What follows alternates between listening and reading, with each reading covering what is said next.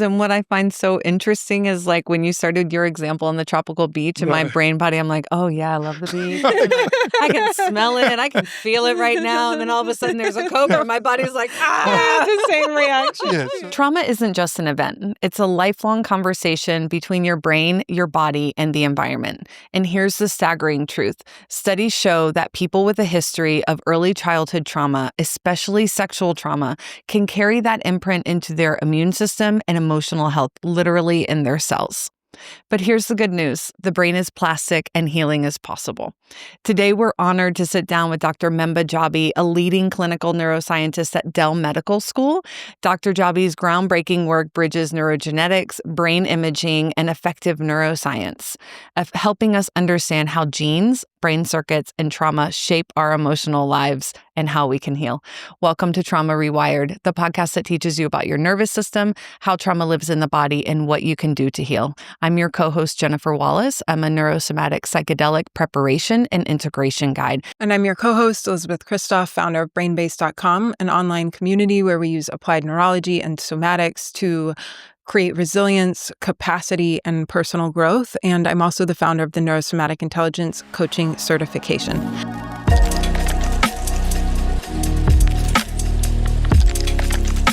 For example, there are different types of emotions, as you all know.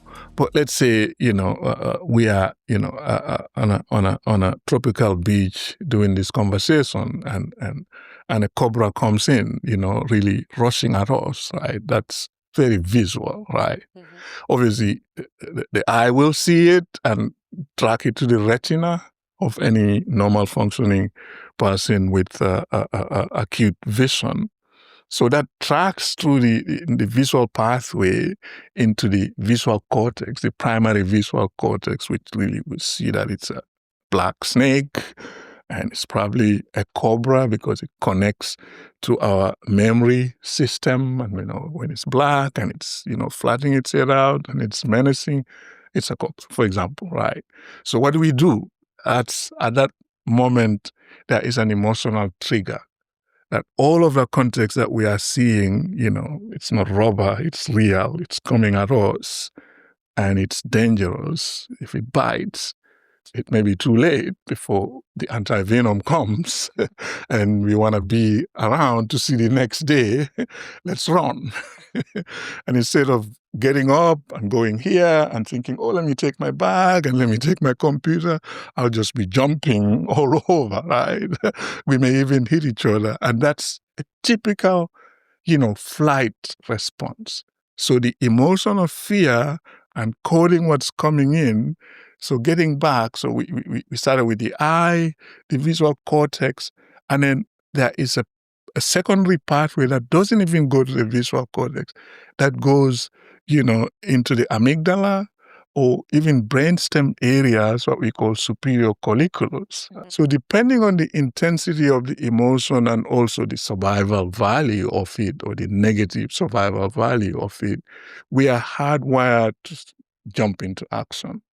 And it could also be positive. So instead of running away, we are seeking more of it. I don't know if that explains it. It does. And what I find so interesting is like when you started your example on the tropical beach and my brain body, I'm like, oh yeah, I love the beach. I can smell it and I can feel it right now. And then all of a sudden there's a cobra. My body's like, ah, the same reaction. Yeah, so I've gone on an emotional journey. Right. In the example. So it's interesting that you said your body, right? Mm-hmm. But obviously the central player here is the brain.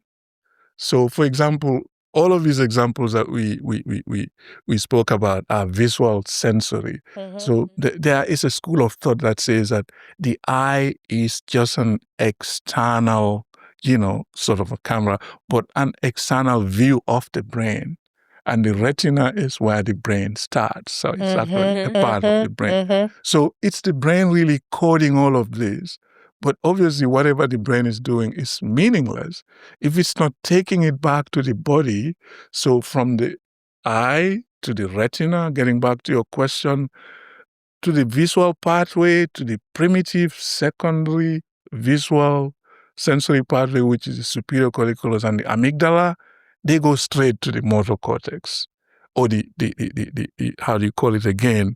The feeling of your hair rising to the insula, and then run for it.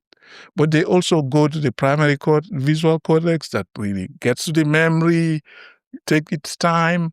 So before you process all of it, you will have to be also running to avoid that. And then the motor cortex is so important in that it will be the one that's fully charging the rest of your muscles and extremities to do the work in terms of saving the body away from harm. But it could also be just imagined, right? And still lighting up. Emotion And is still not real, it. but you may not run, but you still very much get tense. Yeah. Yeah. One of the things we teach in NSI is like your eyes see, but your brain is where vision happens. Right. Make sure to subscribe to this episode on our audio platforms or hit the little bell on YouTube to subscribe to our channel so that you never miss an episode, because we have lots of exciting conversations coming up, breaking down the science and the trauma of emotional health and nervous system resilience.